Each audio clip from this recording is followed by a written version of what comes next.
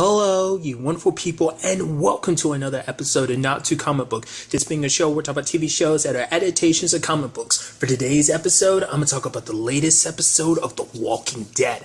A lot of interesting things went down in this episode, so let's break it down. It's interesting because I think this is the first, because Michonne brings it up at the beginning where she says, like, oh yeah, basically it's been 6 years since Rick, quote unquote, died. And I was like, I think that was the first time they referenced, like, how much of a time skip it was. But it's kind of interesting. Obviously picking up where the mid-season finale left off. If you didn't hear, like, obviously when I did my review of the mid-season finale, I was like, oh, is that Jesus thing permanent? I was like, oh yeah, that totally is. I think I ended up hearing something afterwards. I really won't go into it, but then it wasn't until after the episode I found out, like, oh, I didn't know what they were doing with that. But nevertheless, I guess it should have been pretty clear, but I just didn't know if they were going to do something, when the show came back to be like, oh, maybe, So that in itself is kind of the crazy thing about this, because it's like you don't know which ones are walkers and which ones are human. I mean, until that point where Daryl is like, all right, let's find out who's who. Shoots a walker in the leg. It keeps on, okay. Shoots another in the leg and it cries out in pain. It's like, there we go. So there's at least some key sign, but still, like, either you'd have to, be testing that stuff from far away, or because even getting up close is bad, because we saw what happened with Jesus. You let your guard down and come in close and thinking you're dealing with a walker, it'll be the end of you. So they ended up taking out a few and then taking this lady, which we later on learn her name is Lydia. And it's kind of interesting what she kind of breaks down, like, because obviously, like, it's kind of interesting because even though she's saying all this stuff like, oh, my mom, this and that, and she's crying and stuff like that, it's like, part of me is like, I think she is well trained enough to the point that I guess she's giving enough information. She's probably telling the truth, but not all the truth, enough to kind of make it so that they don't kill her. I'm assuming, and I could be wrong about this, but she's probably trying to stay alive long enough so she can get good enough bearings of where she is potentially, and then kind of contact the rest of her group. Or at the very least, the way things are kind of chalked up, it's probably the group probably already knows about each of the groups. They probably know about the Kingdom, Alexandria, Hilltop, maybe Oceanside and whatnot, but definitely the main three. So, because it's kind of interesting kind of learning about them, because the questioning and stuff about, like, why they do what they do. Basically it's all about adapting, and it's like the fact of the matter is walls won't protect you. Like, even over the course of this series we've seen it, walls have toppled before. But the fact of the matter is, they decided, like, rather than, try and, we adapted to the new situation. It's kind of interesting. There's this symbiotic relationship between the walkers and the humans, because it's like, for the Whisperers, it's like the walkers protect us, so we protect them in turn. That's why they have such, like, large herds around them, because it's like they're keeping the walkers safe because the walkers keep them safe. And it's so interesting because they're trying to give this mentality of, like, oh, we're watching you to see if you're good people or not. So I guess that's what, like, anytime there's been walkers around, it's hard to say, like, well, was that just a regular walker or happened to be nearby? Or were they, the Whisperers, like, watching you? Because I guess, like, if you're a good person, they'll kind of just like how Alexandria, Rick would always ask the people the questions. I don't know, the way things are kind of played out, it seems like that's no longer something that they do anymore. But maybe that's what the Whisperers kind of do in their own regard. But that's so interesting, I guess, because it's a different mentality than we've seen so far. It's a very safe way of handling yourself, especially if you're able to kind of hide yourself in large herds. That's the thing too, is what makes his enemy so deadly is not only can you not distinguish them between them and another walker, the fact of the matter is because they blend in so well, they can add to walkers. Like, you saw it at the beginning where the gate was locked. It's like normally walkers would have stayed there until they got enough force behind it and they broke it, but someone, obviously a Whisper, grabbed the lock and unlocked it. And it's like, yeah. But it seems like the charade ends up breaking. That's why they whisper to each other, because they make too much noise. Then, like, the walkers kind of pick up on, because the dude was screaming out in pain. And I think the fresh blood, well, flesh, but also the fresh blood kind of seeped through the skin he was wearing. Because it's also, and that kind of, will finish my thought. The fact is that led to the other walkers turning around like, oh, fresh meat. What's also interesting, too, is what she was almost saying, like, it's like, oh, they were good people. At first, I thought she was referencing the skins that we're wearing. It's like, oh, we're wearing the skins of good people. It's like, no, like, the people that you killed were good people. It's like, but you guys came after them first. You literally killed Jesus, and then You know, I mean, because the fact of the matter is, it's not like you've just been watching people. Like, the fact is you hunted Rosita and Eugene. So it's like, don't give me that BS, you know? So it's like, once again, it's like she's stalling for time or something. She's just trying to play victim. And I'm curious, like, is each one of them trained to kind of be like that? Or is she just wonder? It makes me wonder if she's going to end up being someone important. Because she ends up bringing up her mom, which I'm wondering, is that who's at the end with the shotgun? Is that her mom or something? Because her mom might be the leader of it, so she might be kind of like the daughter to like, kind of like to the group or something. Like, I don't know. Like, I'm about to say maybe she's second in command, but not necessarily. But maybe her mom runs the group. I don't know. I mean, it seems like maybe they're kind of divided up into cells. Like, oh, you go in this section with these walkers and so on and so forth. Because she kept being like, oh, there was only 10 of us. So the question then becomes, like, as we can see, there's a lot more of them, obviously. So it's like they have to purposely divide up like that. Because I guess because it's also interesting too. What do you do? Like, since there's no walls for you guys, I guess they're constantly on the move. It's like, I mean, walkers never stop. So what do they do? I'm very interested to kind of find out what their whole deal is. Now, what's interesting is that there's an interesting conversation between Michonne and Daryl. One of many on this episode, but one being like, you know, Michonne's like, you're going to have to handle this. You know what's going to happen to her if, you know, what must happen to her if she doesn't give us the answers we need. And because it does seem like, is it me or like Daryl is so reluctant to kill someone? And I'm wondering, is it because of something that went down in his 6 years? Because the moment he hears her crying behind the walker mask, he takes it off because I think it's to kind of humanize her, because it's like if he kept the mask on, it'd be easier to kill her. But I don't know. That was kind of interesting. So he's hesitating in that regard. So I'm wondering why. But what's interesting, though, is he's scaring the crap out of her, and then Henry comes to her defense and stuff like that. And he's like, you want to learn where you belong? Because Henry's like, kind of lost his place. In the kingdom, he knew where he belonged, but here, I don't know. But the fact is, it's kind of like, he's like, well, you're going to stay in this cell until you learn, wise up to kind of how things work. Now, basically, we end up finding out that Daryl is listening from the outside, which is interesting. I'm curious, does Henry click in, like, did it click for Henry what Daryl was planning on doing? I don't think it did. Maybe it did, but I don't think so. Because I feel like Daryl would keep Henry in the dark because he wants Henry to be genuine. That way the girl Lydia lets down her guard and lets stuff slip. Because if Henry knows that he's just trying to gain her trust, he might end up, slipping up in some shape or form. Or maybe he's just going to be that good. It's going to be interesting to see how that ends up playing out. Because if he isn't in the know and he finds out, later on that Daryl kind of used him like that, I'm sure he's going to be super pissed. But, like I said, that depends on whether or not he understood. Part of me felt like he might have, but another part of me is like, I don't know. It seems like he might not have known. Like, I feel like the best thing to do in that situation would be not to tell him. That way, everything, like I said, everything looked genuine. So, but another interesting thing that went down in this episode was like, Michonne thanking Daryl for trying to look for Rick afterwards.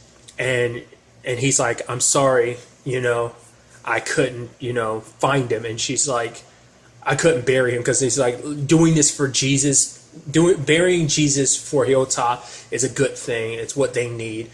And he wishes he could do the same thing for her. And she was like, I wish I could do it for both of us, because, Rick was very important to both of them. I mean, especially, I guess, because also the way things stood between Rick and Daryl at the end, I think for him, he also has regrets about that. But it's like, yeah, like Rick's, other than having an actual brother, Rick was the closest other thing he had to family. I mean, they've been through this for so long, always had each other's back. So those are the two people I'd say amongst anyone that was the closest to Rick. So obviously, like, not being able to bury him, like, affects them most of all, But what's also interesting too is that it sounded like Michonne she said thank you for looking for him and afterwards. So I'm thinking it sounded like she was talking about not just like, looking for him, when it's all said and done, but there was something else that he helped out with, maybe something in that particular 6 years that she was thanking him for. So I don't know. There's a whole situation with Eugene opening up the Rosita, and she's like, "Whoa!" He's like, "I'm not going to waste any more time," and he's about to confess his love to Rosita, and she's like, "I gotta go." And then outside, he can overhear her talking with Sadiq, because apparently her and Sadiq were a thing before Rosita and Gabriel were, and now you can tell that breaks Eugene's heart even more, because now in his mind it's probably like, oh, at the very least, maybe I could be choice number 2. It's like, oh, I'm not even choice number 2, I'm choice number 3. Potentially, and technically 4, because Abraham came first, then apparently Sadiq, and then Gabriel, and probably in his mind too, it's like there's just no room for me in her heart. So I'm curious to see where that ends up going. You had Michonne also telling, Daryl that he needs to stay behind and help Tara leave, because now everything's kind of falling on Tara's hands, because it's like, you were the person that, Jesus looked to, so it's up to you to guide everyone, which is like, that's a lot of pressure. It's also interesting too, when you actually think about how far Tara's come too. It's like her introduction back in season 4 to where she is now. Like, it's crazy to see how much she's grown and changed over all these years, so it's also, and since I'm talking about all this stuff about like, oh, the 6 years and stuff like that, we still know next to nothing that went down in those 6 years, so then there's a whole situation with Alden and Luke. Now that was sad, just because it's like the arrows, it took to the end of the episode, I was like, why would she leave her arrows there? It's like, no, they're back at Hilltop. It's like, it didn't make any sense until they kept collecting them. I was like, it's a trap. I was like, why did it take me so long to realize that? And it's like, geez. I mean, to be fair, they've been watching this group for a while, so I guess been watching all of them for a while. Maybe they've even followed like the small group that recently joined Hilltop. Like, maybe they've been even following them, just to be able to know to use. Because that's the thing. Like, you knew to use the arrow. I guess the whole point was like, you knew if you used that person's arrows, which you must have pulled that out of your own dead to get out those arrows and left them around to kind of put them into a trap. It's like, what are you going to do? It doesn't seem like you're going to outright kill them, but it seems like it's probably going to be a bargaining chip, because that kind of also solidifies it in my head of like, maybe that's why that girl is so important, because like the lady with the shotgun is her mom come to get her daughter back. If once again, maybe she's not the head honcho. Doesn't seem like it, because it seemed like they were just kind of part of their own group, because it sounded like, oh, my mom's alone, all that's left. But it's like, if that is her mom is definitely not alone. So like I said, these guys are deadly, because it's not only do they have an army of their own that you are unsure whether they are, they could strike at any moment, but also they have the dead as their allies, Another interesting thing that went down in this episode was Negan escaping, and then you had Judith stopping him. It's like, I love that the fact that we get a little bit more of a feel of who Judith is after this time skip. She's very sassy, because he's like, okay, how about we do this? I go my way, you go yours, and we never promise never to see each other again. She's like, no. I'm like, how about no? I'm like, wow, look at you with all that sass, dude. But the fact of the matter, it's interesting, because you see Negan kind of have a sweet spot for her. I think it's because it's the same thing he had with, like, Carl. I think it's because I don't think he ever had kids, right? He had a wife, but they never had kids. So I think when he, it's like he sees how strong and tough these kids are. When he saw Carl and he sees Judith, I think he sees like, hey, these kids kind of look like these kids represent what my kids could. I wish my kids were, if I had any, would be as tough as these kids, toughing it out here in the apocalypse and all that. So I love, Negan making sure that he gets himself a leather jacket. I do love that, like, he doesn't have Lucille anymore, but he's making do with the shovel. So that's Lucille 2, I guess. Then later on, the lead pipe, Lucille 3. I felt so bad about the dog situation, because he let that walker in and you can hear the whimpering, and it's like, oh, that's sad. I mean, they were going to rip him apart, sure, but it's still, you just kind of go, oh, that's sad.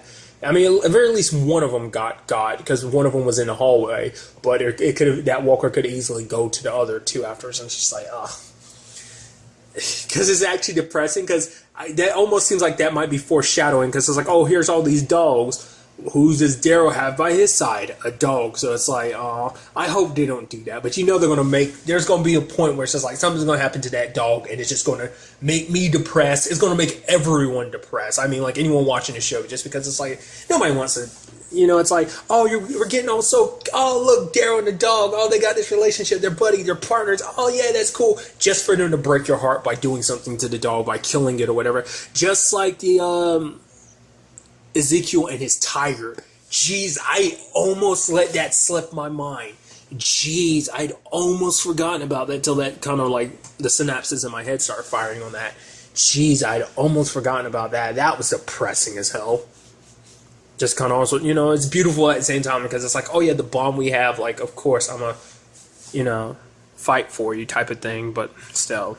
But Negan tried to go back to the sanctuary, couldn't find anyone there. Everyone else had already up and left.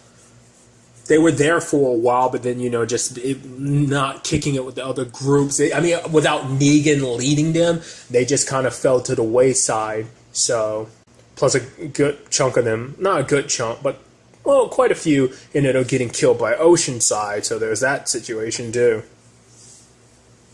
At least a lot of the more top-ranking people in that regard. Well, not really, because I forgot. It's like everyone that they went after was specifically from Simon's group. I'd forgotten about that. So not necessarily top-ranking, but nevertheless. He did run into one of his buddies, one of the saviors. But I guess he was the only one, and there's just nothing else there. Because Negan had talked about the fact is that everything had changed except for him. It's like, well, what am I supposed to do? Just stay inside my cell and like everyone else gets to change? And it's like, oh, look at how much Alexandria has grown and stuff like that. But it's like, because of me being locked up. And your dad made a point about like, oh yeah, this is what the world's going to become like with me being kind of the epicenter of like basically what not to do or be essentially. But for Negan, I think looking at Judah's compass that she gave him and it pointing a different direction, I think it made him realize like he basically had to bury the past. Like he had to change too. Like I guess it just made him realize like because he was holding on to the past essentially rather than changing. Like yeah, he was locked up for all that time, but I think he thought he could basically go back and pick up his empire in some shape or form. But it's like nope, it's all withered and razed to the ground, so there was nothing left for him. And I love Judah kind of shooting the tire to his bike as he was making his way back, and he's like, I know you say you're going to shoot me when you see me again, but geez, kid. And she's like, I told you it was nothing out there for you. He's like, you sure as shit told me, you sure as shit did. And she's like, language, I'm a kid, you asshole. I'm like, dude, I love it. And because Negan had also talked about the fact is over the talks that they had, that the fact of the matter is out of anyone, she's the one that knows him the best. So that's definitely going to be interesting. Like I said, because I think comic book wise, because there's all this, once again, like this is just stuff I've heard picked up from people and I've referenced it a little bit, but I think people had talked about it in the comic books. Carl was being set up to be like the next Negan potentially. It was something I was reading. I don't remember what it was exactly. That was just something I saw that I thought was kind of interesting. But obviously, like the show built up like the Carl and Negan relationship, and now we're kind of seeing that I think potentially fully blossom with the whole Judith and Negan situation. So I think it's going to be interesting to see if we see him kind of potentially sway her to kind of be a little bit more like him. I don't know. What's also interesting, too, about all this is the whole conversation between Aaron and Michonne. And Aaron had his own perspective on things of like, oh, we need to get up with the other groups. We need to kind of be more out there. Doing what we used to do, bringing people in, but we've shut that down for a while. But now after this event, like I think Aaron was like, we need to close ranks. Everyone, like Alexandria isn't a good enough place. We take care of ourselves. Same thing for Hilltop, because I think losing Jesus was kind of the last straw because none of them want to lose anyone. Like now again, like Aaron's lost someone else, a good friend, someone he cared about. And so he doesn't want to go through that again. And I think for him, it's going to be interesting because now it seems like it's getting to the point, like even someone like Aaron, who was kind of against that whole like closing ranks and just kind of keep it to ourselves thing, like Michonne was kind of going for. the fact is, it seems like he's going to be pushing for it now too. So it's definitely going to be interesting to see where. I mean, you almost make the argument that's a bad thing, especially with the way that the Whisperers were talking about. I mean, Lydia in particular was talking about the fact is of like walls don't last forever. So who's to say those walls, will have everything you need? They will potentially crumble, especially like I said with the Whisperers and this large army they potentially have. With themselves as well as being mixed up with the dead. So, like I said, a lot of interesting things went down in this episode. I'm very interested to see where all of this takes us going forward into the next episode. But really, that's all I want to talk about. Till the next time we meet, be happy, be safe, live life to the fullest, and enjoy it. Good day and good